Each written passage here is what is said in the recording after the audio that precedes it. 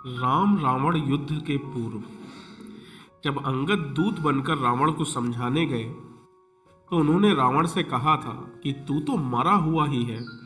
यह निमित्त श्री राम जी को ही पूरा करना है। यदि उनका आदेश होता तो मैं भी तुझे मार सकता था, लेकिन तू तो मरा हुआ है। मरे हुए को मारने से क्या फायदा। रावण बोला, मैं जीवित हूं, मरा हुआ कैसे।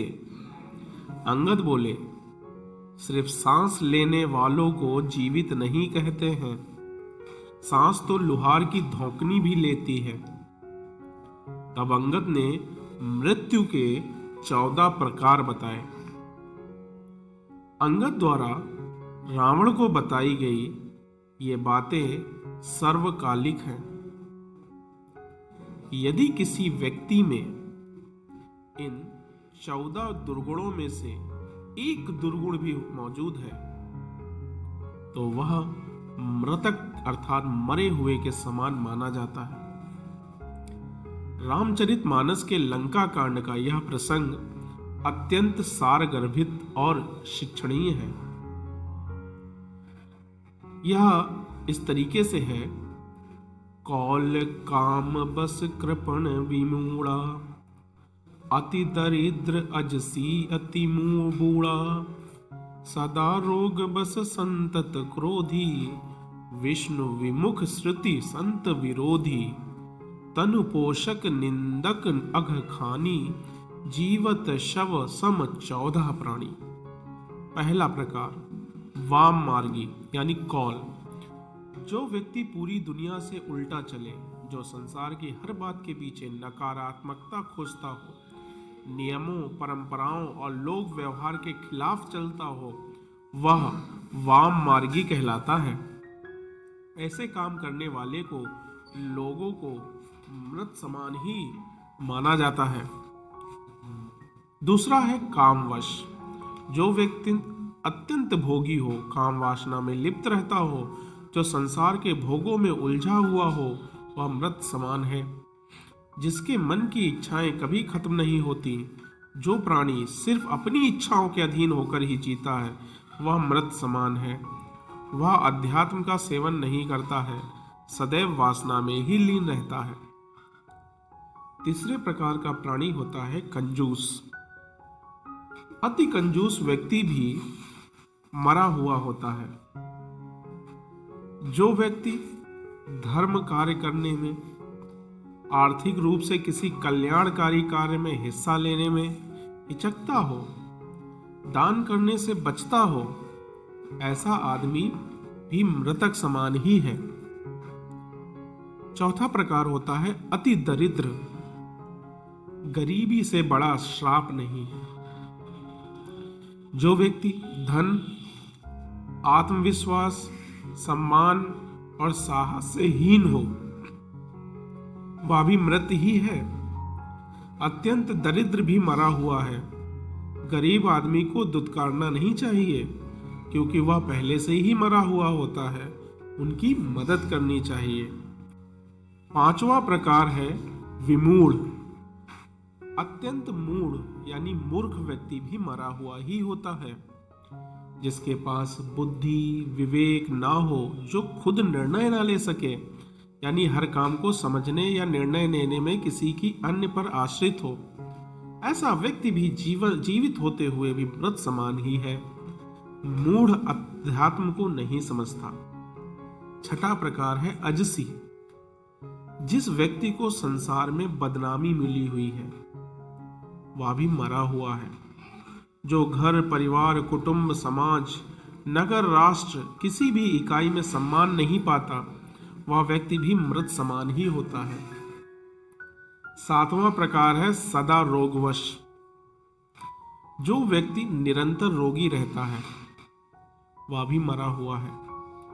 स्वस्थ शरीर के अभाव में मन विचलित रहता है, नकारात्मकता हावी हो जाती है, व्यक्ति मृत्यु की कामना में लग जाता है। जीवित होते हुए भी रोगी व्यक्ति जीवन के आनंद से वंचित रह जाता है।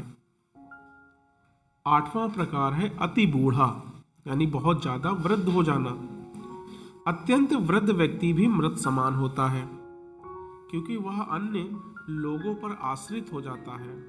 शरीर और बुद्धि दोनों अक्षम हो जाते हैं।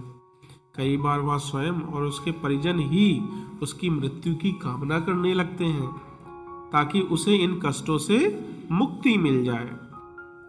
नवा प्रकार होता है सतत क्रोधी, यानी जिसको बहुत क्रोध आता हो। 24 घंटे क्रोध में रहने वाला व्यक्ति भी मृतक समान ही है। ऐसा व्यक्ति हर छोटी बड़ी बात पर क्रोध करता है। क्रोध के कारण मन और बुद्धि दोनों ही उसके नियंत्रण से बाहर होते हैं। जिस व्यक्ति का अपने मन और बुद्धि पर नियंत्रण ना हो, वह जीवित होकर भी जीवित नहीं माना जाता है। 10वां प्रकार होता है अघखानी। जो व्यक्ति पाप कर्मों से अर्जित धन से अपना परिवार का पालन पोषण करता है, वह व्यक्ति भी मृत समान ही है। उसके साथ रहने वाले लोग भी उसी के समान हो जाते हैं। हमेशा मेहनत और ईमानदारी से कमाई करके ही धन प्राप्त करना चाहिए। पाप की कमाई पाप में ही जाती है और पाप की कमाई से नीच गोत्र निगोद की प्राप्ति होती है। 11वां प्रकार है तनुपोषक। ऐसा व्यक्ति जो पूरी तरह से आत्म संतुष्टि और खुद के स्वार्थों के लिए ही जीता है, संसार के किसी अन्य प्राणी के लिए उसके मन में कोई संवेदना नहीं होती है, ऐसा व्यक्ति भी मृतक समान ही होता है।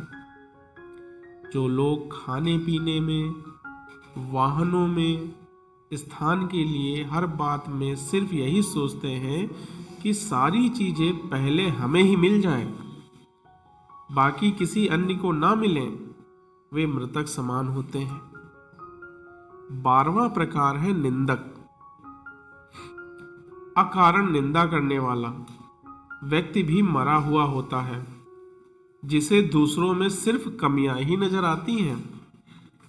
जो व्यक्ति किसी के अच्छे काम की भी आलोचना करने से नहीं चूकता है, ऐसा व्यक्ति जो किसी के पास भी बैठे तो सिर्फ किसी न किसी की बुराई ही करे, वह व्यक्ति भी मृत समान होता है। पर निंदा करने से नीच गोत्र का बंधन होता है। 13वां प्रकार है परमात्म विमुख। जो व्यक्ति ईश्वर यानी परमात्मा का विरोधी है, वह भी मृत समान है। जो व्यक्ति यह सोच लेता है कि कोई परम तत्व है ही नहीं, हम जो करते हैं वही होता है, संसार हम ही चला रहे हैं, जो परम शक्ति में आस्था नहीं रखता, ऐसा व्यक्ति भी मृत समान माना जाता है। अब बात करते हैं आखिरी और 14वें प्रकार की, जो कि है श्रुति संत विरोधी। जो संत, ग्रंथ, पुराणों का विरोधी है, वह भी मृत समान है। श्रुत और संत समाज में अनाचार पर नियंत्रण का काम करते हैं। अगर गाड़ी में ब्रेक ना हो तो कहीं भी गिरकर एक्सीडेंट हो सकता है। वैसे ही समाज को संतों की जरूरत होती है, वरना समाज में अनाचार पर कोई नियंत्रण नहीं रह जाएगा। दोस्तों, मनुष्य को उपरोक्त 14 दुर्गुणों से यथासंभव दूर रहकर स्वयं को मृतक समान जीवित रहने से बचाना चाहिए।